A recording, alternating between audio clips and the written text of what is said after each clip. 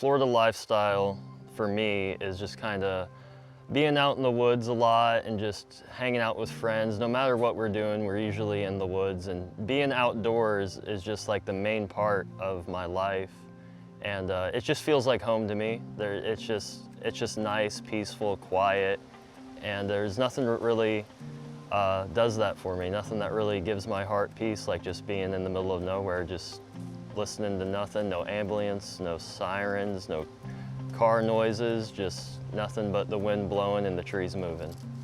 I always lived in this area. I grew up in this area, just running around, whether I'm just, honestly, any piece of woods, I probably looked into it around my house, 10 miles away, 30 miles away, 100 miles away. I probably definitely been there.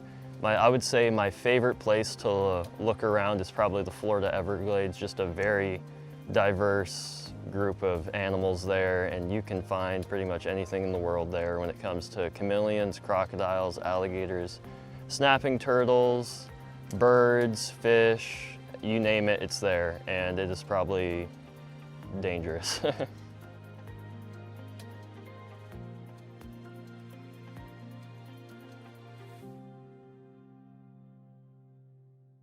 I would say my preparation for just catching, like, let's say, you know, a gator or a snake or a snapping turtle. Like you'll see on shows online, like, you know, you need this, you need a rope, you need to do this, this and that. It's not that hard, honestly.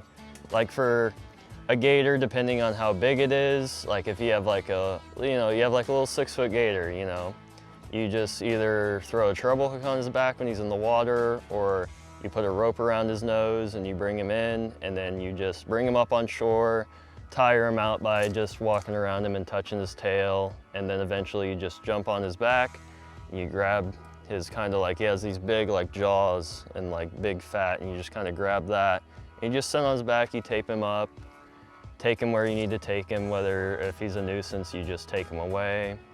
For a python, you know, you'll see everybody online like, oh, you gotta come up from behind him and grab his tail. No, that's how you get bit. You just walk up behind his head and you just grab him like that, and then you got him. And then snapping turtles, you just come up behind them and you just grab their tail, and that's about it. You just grab their tail and lift them up, that's it. And if you grab anything but their tail, you're gonna get bit.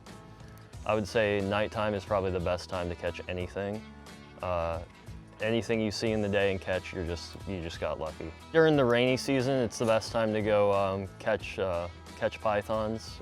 You just basically drive down access roads and pick up little snakes, little baby pythons, and then you can basically take them to FWC and they give you money for them.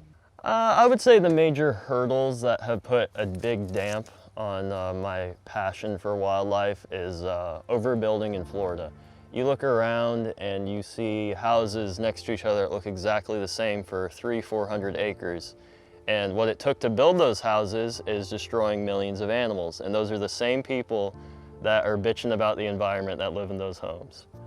I'd much rather like to film the animals and teach people about them in the right way, and not, you know, portray that, oh, the gators are dangerous and they're gonna run up on you and grab you by the leg and pull you in the water, because that's not the case. Gators are not, you don't really have to worry about them unless it's in mating season. And like, there's just a stigma about many animals, and like that people think are true, like rattlesnakes. People think that rattlesnakes are gonna run up on you and coil around your neck and hold you at gunpoint.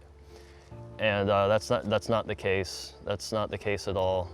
And there's just a lot of animals that modern TV will portray as evil and bad, but that's not the case. That's just a way to make things dramatic, when in fact it's just a beautiful animal that just wants to chill and live its life.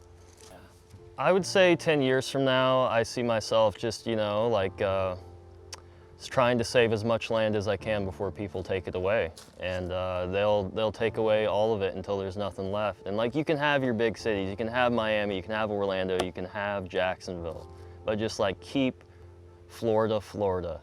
And that's all I'm asking. Just like this place here, like just keep it how it is. Don't build houses that look the same on it in 10 years. Where like, if you keep doing that, like my kids aren't gonna know what a deer looks like, what a gator looks like. And then what that does is that pushes animals closer to people. And then that's when you start seeing gators grabbing kids, you know, deer hurting people, like just stuff like that. The Florida lifestyle for me is being outdoors. It just feels like home to me. It's just nice, peaceful, quiet, and there's nothing that really does that for me, nothing that really gives my heart peace.